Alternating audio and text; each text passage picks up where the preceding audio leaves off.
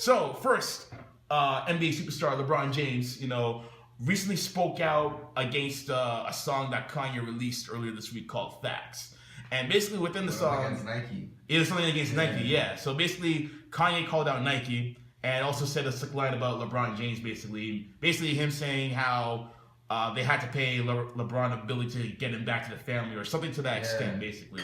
So LeBron spoke out, not against Kanye, but he just spoke out in a statement saying how he's tight with his Nike family. Whatever they do is in the best interest for their athletes and other personnel. And he was also saying from a personal standpoint that it's hard to kind of choose sides because it's family basically on both ends of the spectrum. But nonetheless, I feel like LeBron held his own. He stayed very politically factual within what he was saying. And my personal opinion on the matter is I feel like, first of all, the song from Kanye was trash. I'm sorry, like it was garbage. I didn't even hear it. I heard the song. I heard about it. It was like a remix of Jumpman from Drake and Future. It was the same beat or something. Yeah, I think so. Yeah, it was just like his own take on it basically, and it just sounded so uninspired, man. But basically, what do you think? Like, do you think Kanye was right to call out an entire corporation?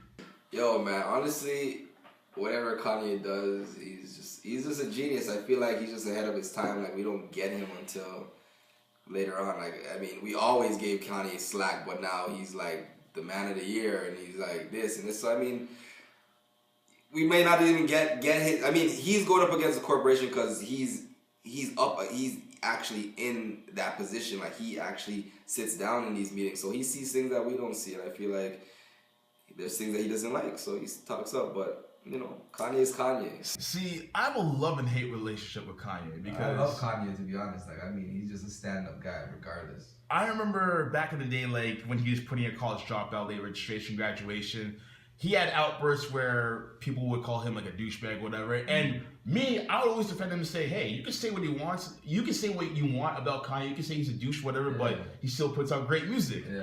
And then he came out with Yeezus, and I just he tried something new. Like I couldn't defend him after that. You couldn't get it. You couldn't get into it. It's just like I understand being creative and I understand taking risks, being experimental and what have you. But I feel like with that Yeezus album in particular, it was just so disjointed, man. Like it was nothing made sense.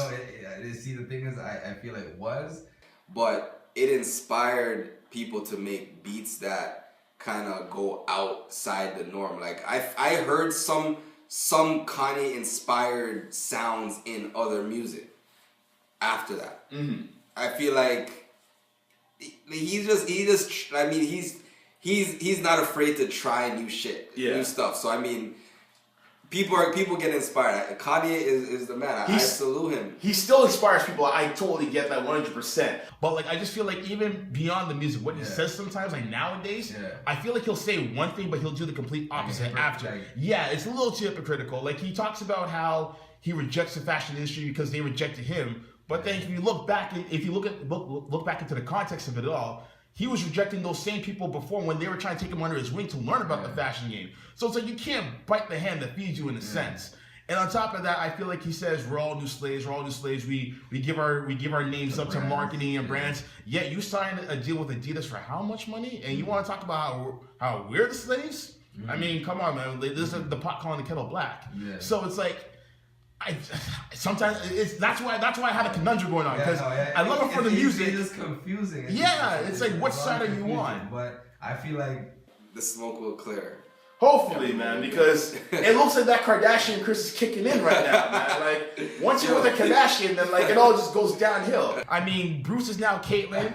Lamar's in the hospital right now. Yeah, that's crazy. And the only person who got away was Nick, and that was before, like Nick Cannon. Yeah. And I think that was before Kim K got all popular, or whatever. It was after Ray J is when the curse started to kick in, At first. Exactly. Oh my God, that was. I'm not even gonna get into that. That's a whole other story, man. He's a clown for that. No shout outs to Ray J. No shout outs. No, not cool. No, definitely not cool, man. His name is Lame J. That's what I'm calling him from now on, man.